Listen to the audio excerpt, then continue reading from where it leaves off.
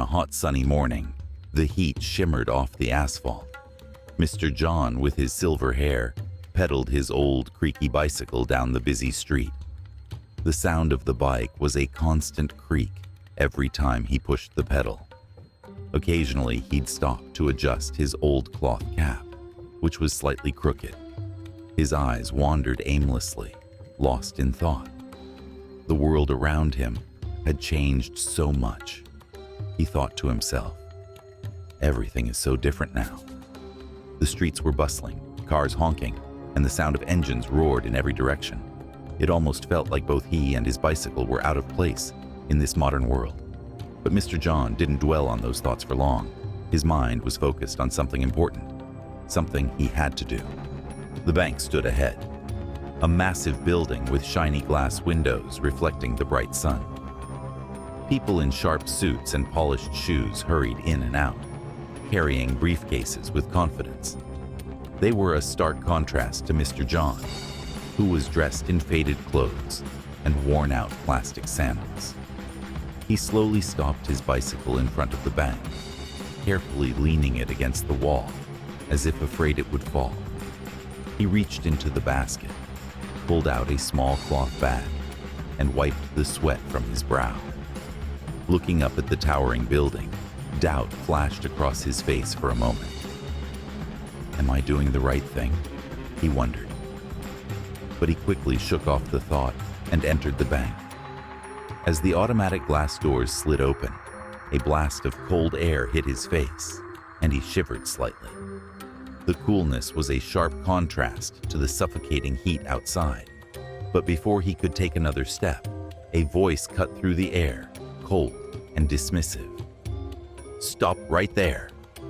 The voice came from a young security guard, a large man in a crisp uniform, arms crossed. He looked Mr. John up and down, pausing at the old man's faded clothes and worn sandals. His eyes lingered on the small cloth bag Mr. John was carrying. A smirk spread across his face. What are you doing here? The guard sneered. This bank isn't a place for begging. Mr. John paused for a moment, caught off guard by the rude remark. He then spoke in a calm, deliberate tone. I'm not begging. I'm here to deposit money. The guard laughed out loud, so loudly that a few customers nearby turned to see what was going on. He shook his head and scoffed. Deposit money? Where would you even have money to deposit? Unfazed, Mr. John opened the cloth bag and pulled out an old, well-worn savings book. The pages were yellowed with age, and the corners were bent from years of use. He held it out to the guard with a steady hand, saying, Take a look, I'm not joking. The guard hesitated for a moment, his face twisting in disbelief, but he still refused to take the book. I'm not authorized to look at this, he said dismissively. If you have business, talk to someone inside. He turned to a nearby colleague, smirking. Looks like we've got some entertainment today. Just then, a young, elegant female employee came out from behind the counter. She was well-dressed, her hair neatly tied up, though her eyes carried a look of curiosity and suspicion as she observed Mr. John.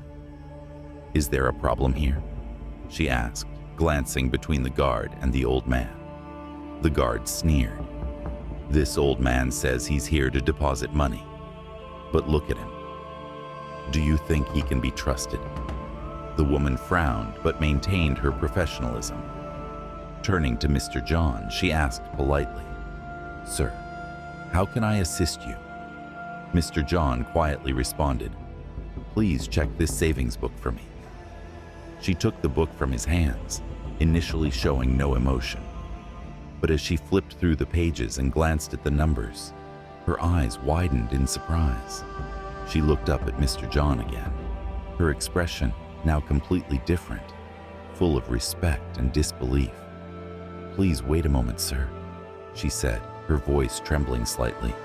Without wasting time, she hurried back inside to verify the information. The security guard and a few nearby customers stood in stunned silence. Mr. John, on the other hand, calmly sat down in a nearby chair, as if nothing out of the ordinary was happening. The tension in the air was palpable. Whispers spread quickly among the few customers who had witnessed the scene. Who is this old man? Why is the employee so eager to help him? One whispered to another. Mr. John sat upright on a cold plastic chair in the bank's lobby. His calm, weathered face was a stark contrast to the lively modern atmosphere around him. People bustled past, some stealing curious glances at him, but no one paused long enough to ask who he was or why he was there. It was as if he was just a speck of dust in this polished, high-tech space. But Mr. John didn't seem to care. His eyes wandered out the glass doors, gazing into the distance, as if he were waiting for something or someone he had been expecting for a very long time. While he waited, memories from his past came flooding back like vivid scenes from an old black and white film. Mr. John came from Dong Village, a quiet little hamlet nestled by the Red River. In his youth, he was renowned as a master blacksmith, famous throughout the region. Every tool he made, be it plowshares, sickles, or even the nails for building boats, was known for its durability and craftsmanship. During the war years, Mr. John worked as a factory worker in a large manufacturing plant in the province. It was there that he met countless people, learned new techniques, and broadened his horizons. But it was also there that a life-changing event occurred, one that would alter the course of his future forever. When Mr. John was in his early 30s, the factory faced the threat of bankruptcy. Its owner, a kind-hearted but poor manager named Hoa, struggled to keep the business afloat. Products were piling up unsold, workers were going on strike because of unpaid wages, and creditors were circling like vultures. Hoa was on the verge of losing everything and had even considered selling off the factory's assets just to clear his debts. One day, as rain poured relentlessly outside the workshop, Mr. John found Hoa sitting motionless in the empty factory, staring blankly at a pile of ledgers. Something in Hoa's defeated posture stirred Mr. John deeply. Without hesitation, he made a bold decision. Mr. John handed over every penny he had saved over the years, a sum he had intended to use to repair his modest home in the village. "Take this money," he said firmly.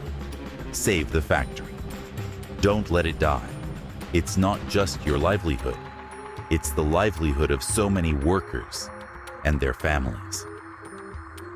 Ho, overwhelmed with emotion, clutched the money with trembling hands.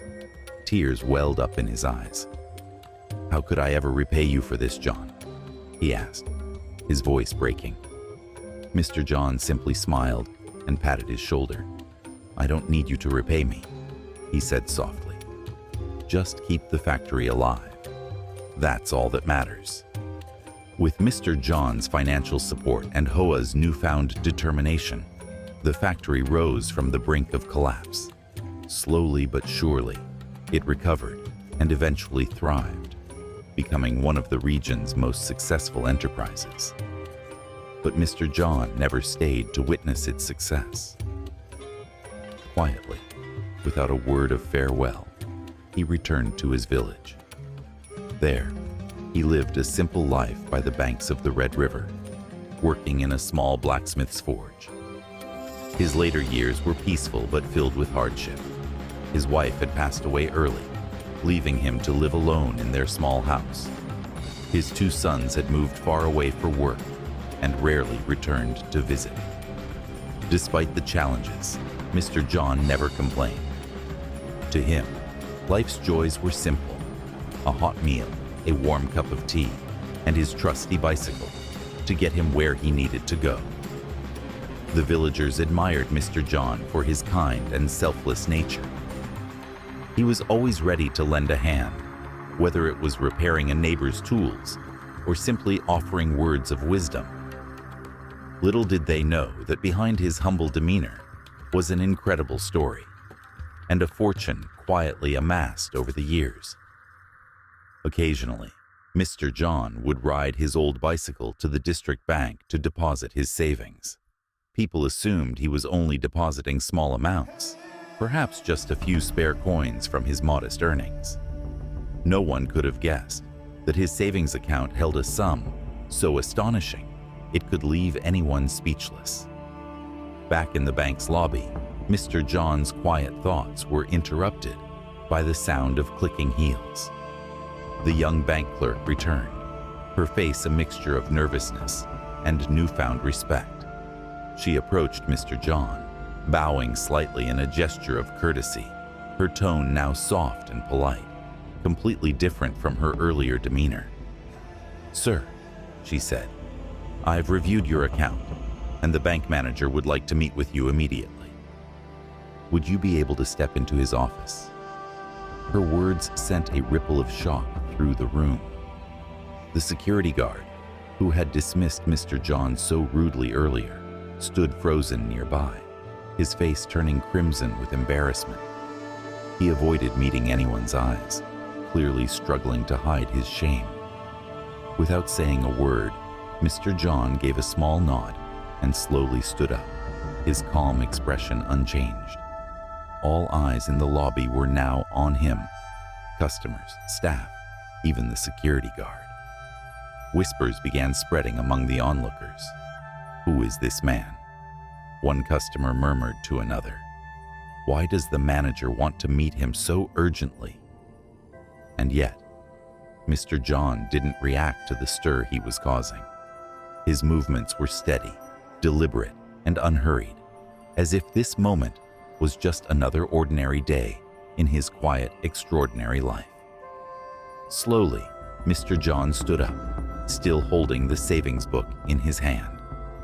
"Thank you," he said, his voice deep and warm. "Now, I will speak with the manager." He followed the young clerk through the main lobby of the bank. Her high heels clicked rhythmically on the marble floor, while the sound of Mr. John's worn plastic sandals created a distinct clack-clack, catching the attention of several people nearby. Curious and even dismissive glances followed him, but he paid no mind. He had grown accustomed to such looks long ago. The door to the bank manager's office opened with a soft whoosh. The room was spacious, well-furnished, with a large, polished wooden desk at the center. A golden-framed painting hung on the wall behind the desk, adding a touch of elegance to the otherwise modern surroundings. The young manager, a man in his early 30s, looked up as Mr. John entered. His initial expression was one of surprise, quickly masked by a polite smile. "Good afternoon, sir," the manager greeted him, standing up and extending his hand. "I'm Nam, the branch manager. I've been informed by my staff that you wish to make a transaction with your savings book." Mr. John nodded slowly, taking a seat across from the manager. "Yes, I'd like to withdraw a portion of my savings." Nam took the savings book from Mr. John's hand and opened it. As he looked at the numbers inside, the polite smile on his face began to fade. He furrowed his brow and flipped through the pages, as if trying to confirm he wasn't mistaken. The amount in the book was staggering, several tens of billions of dong, a sum that no one, least of all a man dressed so simply, could ever imagine having. "Mr. John," Nam said, his voice trembling slightly, "may I ask where this money came from?" He tried to keep his tone neutral, but his curiosity was evident. Mr. John's response was calm, his gaze steady but imbued with a depth of experience. "This is money I've saved over a lifetime. You don't need to concern yourself with where it came from. Your job is simply to help me withdraw a portion of it, correct?" Nam fell silent for a moment, processing what he had just heard. He glanced at the young clerk who stood at the door and gestured for her to check the account information. "Please verify Mr. John's account. I want to be certain that everything is in order." The clerk nodded and quickly left the room, leaving Nam and Mr. John alone. Only the soft hum of the air conditioner broke the silence. Nam carefully placed the savings book on the desk, his hands clasped together, trying to maintain a professional demeanor. "Mr. John," Nam said after a brief pause, "I apologize for my curiosity, but I must admit I'm puzzled. It's very rare to see someone in your situation, someone who lives so simply, accumulate such a large amount of money. Could you explain how this is possible?" Mr. John looked Nam directly in the eye, his face weathered, but his eyes sharp, as if seeing right through him. "You think I'm just an old, poor, illiterate man, don't you?"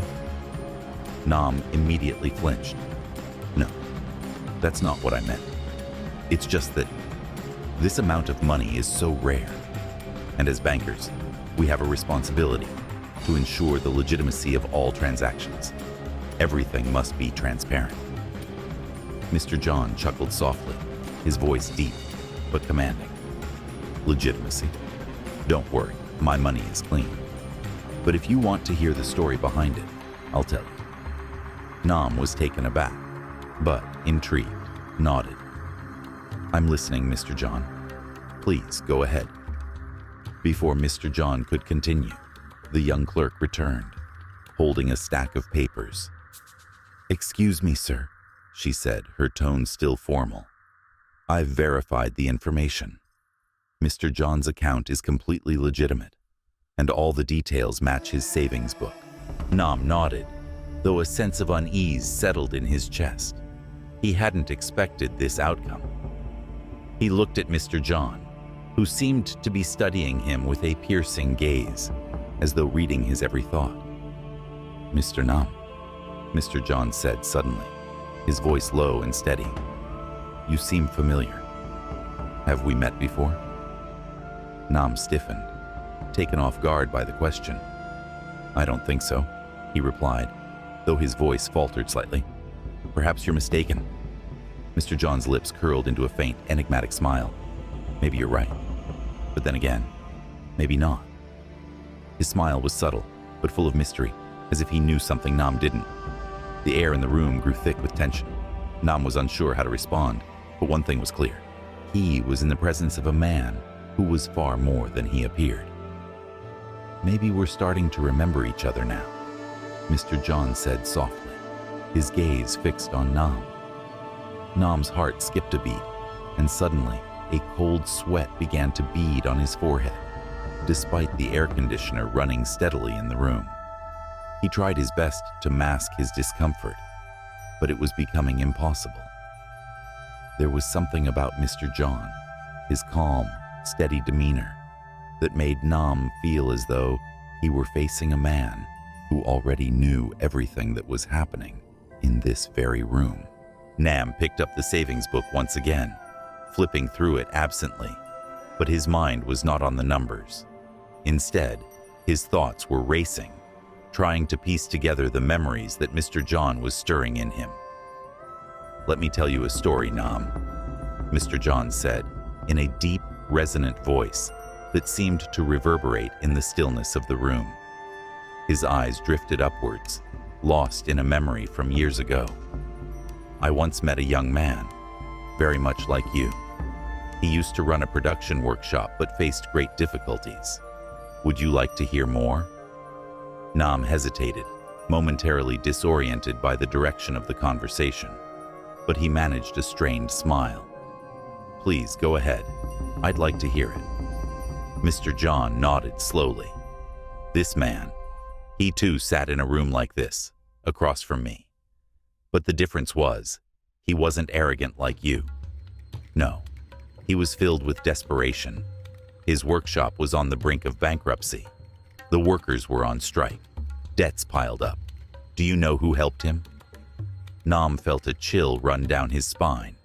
He didn't want to, but he couldn't help asking, "Who helped him?" His voice was tight, his breath catching in his throat. "It was me," Mr. John answered, his voice low but powerful. Nam's heart raced as he absorbed the words.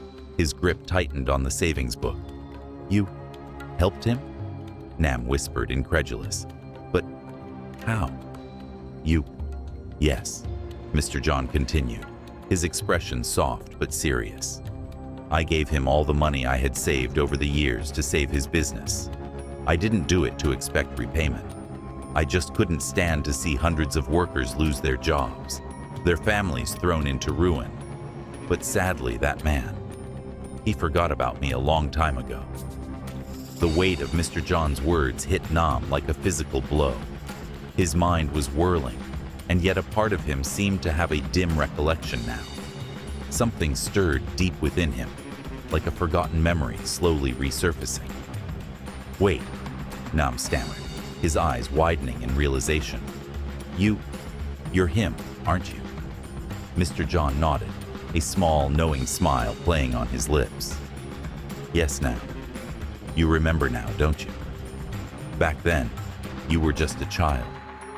Your father was the man I saved. He used to tell me about a kind-hearted blacksmith who helped him out of a terrible situation. But when you grew up, you got busy with work and life. You didn't think much about those old stories anymore.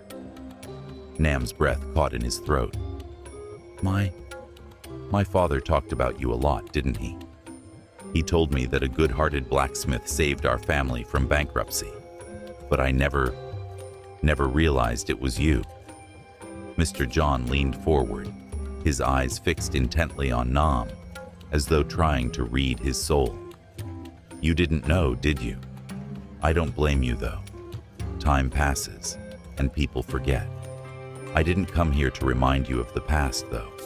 I came here to withdraw my money, and to remind you of something.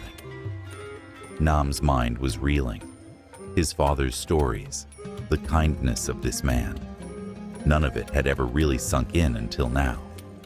He was feeling a deep sense of guilt, the realization dawning that perhaps he had lost something vital along the way. I don't understand, Mr. John, Nam said, his voice trembling. What do you want me to remember? Mr. John's gaze sharpened. He spoke slowly, but his words carried an undeniable weight. The most important lesson your father ever taught you: don't ever judge a person by their appearance. Arrogance will blind you to the value of gratitude and humility. Nam's face drained of color. The words struck him with the force of a slap. He had been so consumed by ambition, so focused on his rise to power, that he had allowed arrogance to overshadow everything else. He had forgotten the very lesson that had shaped his family's survival, the lesson of kindness, of selflessness, of seeing beyond the surface. Mr. John, Nam whispered, his voice almost lost in the air. I never realized. I've been so caught up in my position, in the power I've gained. I didn't see it. I didn't see you. His words faltered as the weight of his mistake settled on his shoulders like a heavy burden. Mr. John didn't say anything right away. He simply looked at Nam, his expression softening, as if understanding the internal struggle that the young man was facing. Then, after a long pause, he spoke again, his voice still firm, but filled with a quiet wisdom. Remember this, Nam. Power and wealth come and go, but true strength comes from humility. When you forget the value of kindness, you lose more than you think.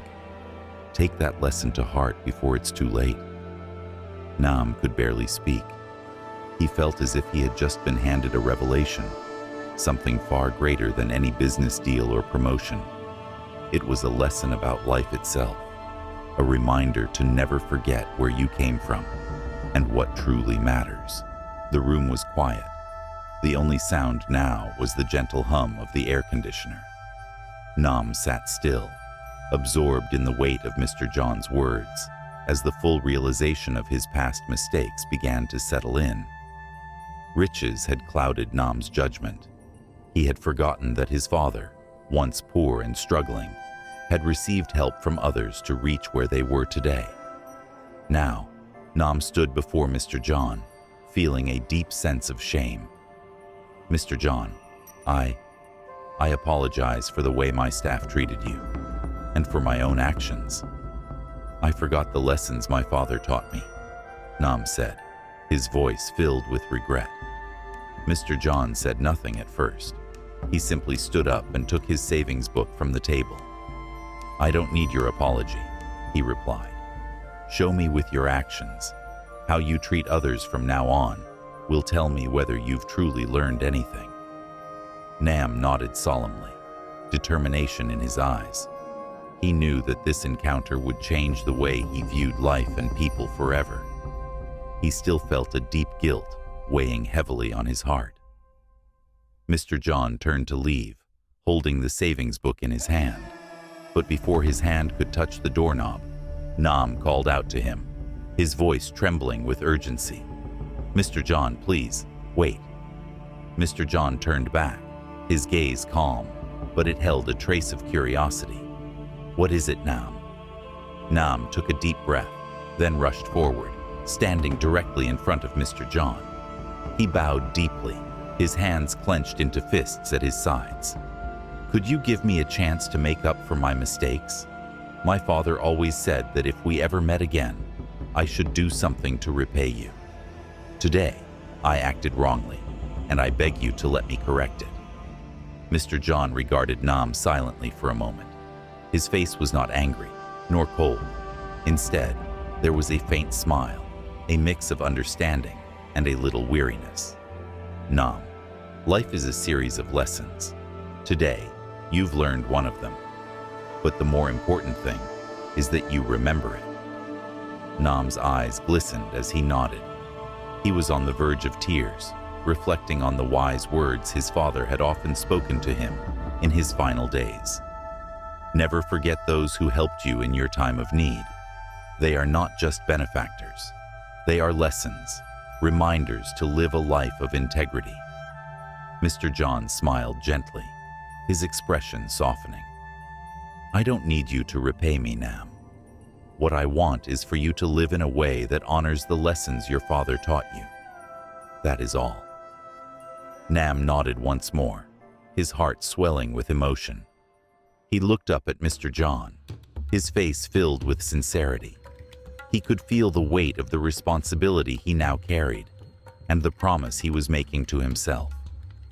As Mr. John placed the savings book on the table, he spoke again, his voice calm but resolute.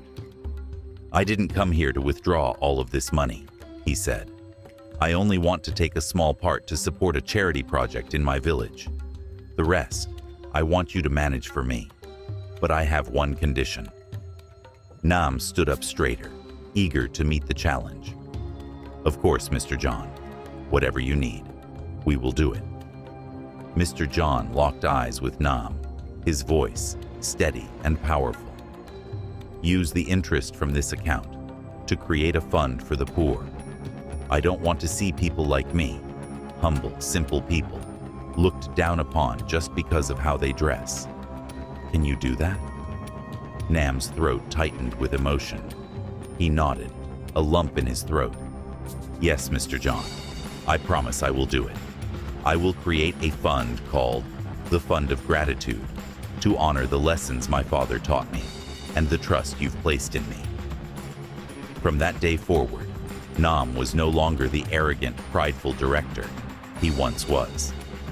He began to spend time listening to his employees, adjusting the bank's operations to ensure that every customer, regardless of their status, was treated with respect. He personally oversaw the creation of the Fund of Gratitude, which aimed to support the elderly, the poor, and children in need. The story of Mr. John soon spread throughout the bank. Employees began telling each other about the humble old man who had caused their boss to bow his head, and the powerful lesson on humility and gratitude that he had imparted. Slowly, the bank transformed, no longer just a place of financial transactions, but a symbol of kindness and compassion in the community. As for Mr. John, he returned to his quiet life in Dong Village. He lived in his small house, riding his old bicycle through the village every morning, stopping to chat with neighbors and helping them with small tasks. But now, he was no longer just an old man living quietly. He had become a symbol of kindness, of perseverance, and of unshakable integrity within his community. One morning, as Mr. John sat under the large banyan tree in front of his home, a letter arrived. One day, a letter arrived at Mr. John's modest home in Dong Village. Inside was a photograph of the Fund of Gratitude and a handwritten note. "Thank you, Mr. John. You have taught me the greatest lesson of my life. This fund was established because of your trust." It was signed Nam. Mr. John smiled as he placed the letter on his wooden table and took a sip of his hot tea. In this life, all we need to do is live kindly. That is enough, he thought quietly to himself. The story of Mr. John didn't just stay within the walls of the bank. It spread far and wide. Everywhere the story went, people took away different lessons. But one message was clear to everyone. Humility and gratitude are priceless values. Even the security guard, who had once stopped Mr. John at the bank, now felt remorseful and had quietly changed his perspective on how to treat others. The Fund of Gratitude quickly became one of the bank's most important initiatives, gaining widespread support from both customers and the community.